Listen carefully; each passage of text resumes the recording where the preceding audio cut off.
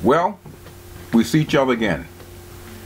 I'm very happy to come to you this morning to speak with you and express my sincere gratitude and the euphoria that I felt in this 2012 election.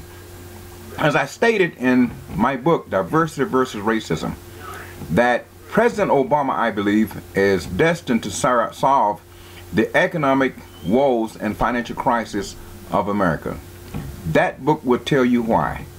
And also giving kudos to the long lines of people that stood in line for hours upon hours to express their freedom to vote, even in opposition of the vote being suppressed in certain swing states. Now, I believe that this wonderful election will bring about a great change in America.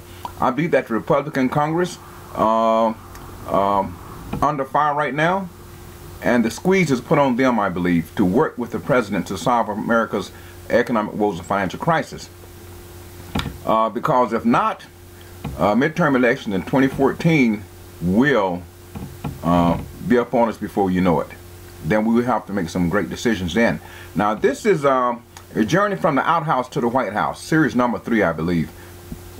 Now, I'm not going to talk about what the Outhouse is in this segment, but my next segment, I would explain to the young people what the Outhouse was and what the Outhouse blues is, if you don't understand right now.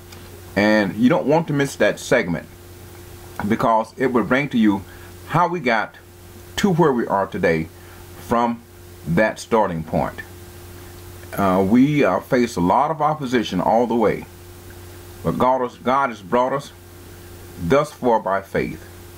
And as it states in Hebrew chapter 11, first verse, it states, "Now that faith is the substance of things hoped for and the evidence of things not seen."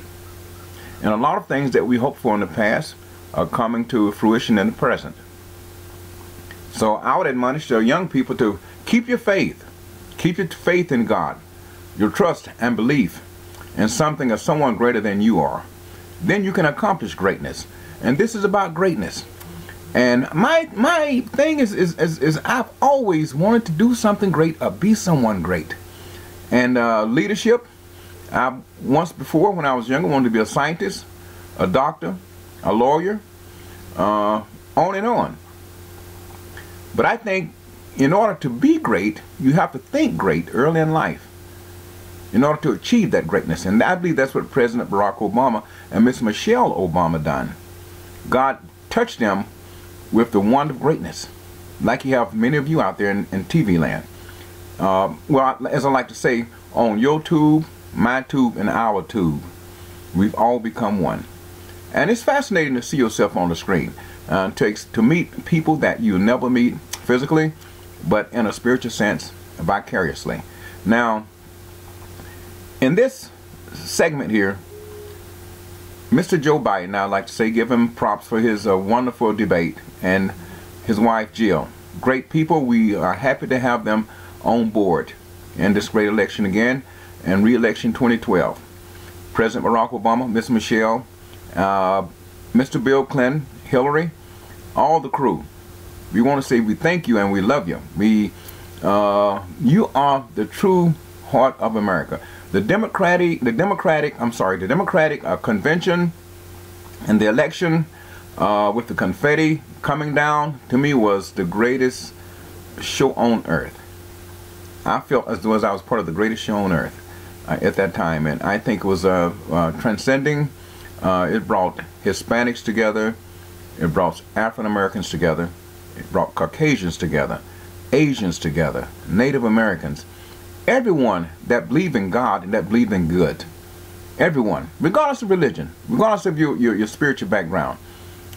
It brought people together that want to see right done. And I would say that, speaking to you today, as a leader, I do feel that I am a leader, and I wouldn't change it for one thing in the world. To speak with you, to connect with your minds, your hearts, your souls. Let's work together to make America one of the greatest countries in the world, eradicating racism, sexism, and homophobism. We can do it. I speak with some people. Some people say, well, that will never be done. I don't think like that. I think with another mind, I believe. I can never say never. Never say never. If you say never, that means that you will never win. You never attempt to win. You got to attempt to win if you got to play the game if you're gonna win the championship. And this was like the championship for us. People of diversity. America has become more diverse in its actions, in its ways, in bringing people together. We saw the true America Tuesday night. We saw the true America. People of all colors, all backgrounds, all orientations, preferences, whatever. That's true America, our diverse America. And very inclusive. Not exclusive, but inclusive. We need to include each other. Respect the gifts of talents, the diversities of gifts. The differences. This is what hurt us. We believed that the differences that we have make us inferior or superior. But God don't make any inferior product. He never has and he never will. And I would never consider myself inferior to any man, anywhere in the world, universe. Never, ever. Never, ever. And I would never consider myself superior to any man, but equal to all men, all women. And I want to say to our women, kudos to our women. We couldn't have gotten this far without you. It's because of you that we are who we are. And we want to say that we love you. And we are just happy that you are in this with us together to make it a better country, a better world. We don't want to see this world decimated or destroyed. Right now we live in a precarious time right now. A very, very dangerous, precarious time. That's going to take great leadership, wisdom, knowledge, understanding, and yes, compassion for one another. If we don't uplift one another or pull each other up out of the doldrums, what are we here for?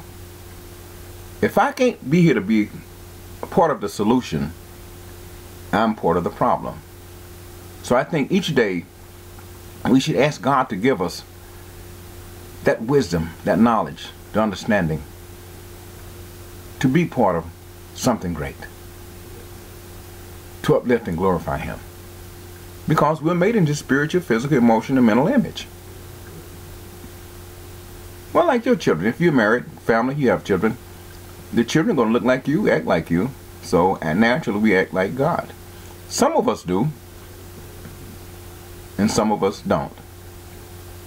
But I beseech you to dig deeper into your soul, into that diverse soul of yours, and let that love, that unconditional love that's very deep within you, pull us together. I know there are people hurting today, and I feel for those people, especially the people that Hurricane Sandy and those other two storms converged together over the east, caused such total destruction of lives, such horrendous, hurting, destructive forces of nature. And I see the American people pulling together, coming together. And when this does happen, we all come together in these unusual times. And this is one time we must come together. With the threat of nuclear war looming over our heads, World War III, which won't really be a war. It'll be over in a few seconds. But we want to avoid this kind of conflagration. It has no place in mankind, in the history of mankind. We do not need that. And this is what diversity versus racism, a challenge to mankind, will enlighten you on ways to eradicate all those isms. I call them sick isms that make us emotionally, psychologically, mentally, and spiritually sick. America's a sick society. We've allowed these isms, sick isms, to control us. They're so ingrained within our natures until it's hard to root them out. But if we're to survive as a nation and to become even greater than we are today, we must find ways to eradicate that racism, sexism, homophobism. And I was watching recently the unrest at Ole Miss, the University of Mississippi, because President Obama won the election. And at a university in Virginia, I believe, those poor kids have been misguided all their lives. And I can understand it's hard to accept change, diversity, when you've been believing something all your life one way. But change we must if we're going to grow. And all these isms doesn't have any validity, doesn't have a ground to stand on. We've all been taught racism, white, black, red, and yellow. And that's what this book does. It reveals the true nature of racism within all of us. It gives some of us a false sense of superiority and some of us a false sense of inferiority because of those racial practices. And I like to say, look deep within yourselves, your friends, your family, and discuss this. Why do I feel the way I feel about the first Afro-American president? Is it because, quote unquote, as House Republicans, the elite, rich establishment, right-wing evangelicals, is it because he's not doing his job, he's not doing a great job, he can't do a job, he don't have the ability to do a job, to do the job, I'm sorry. Now, all this is part of an incredible, unusual sickism, which is racism. The man has done a marvelous job for the 4 years that he's been there. I'm not saying it because he's black, or actually, well, he's half black and half white. God made him that way for his reason, for his special purposes. And I would say that how fair could God be to America? How fair could he be?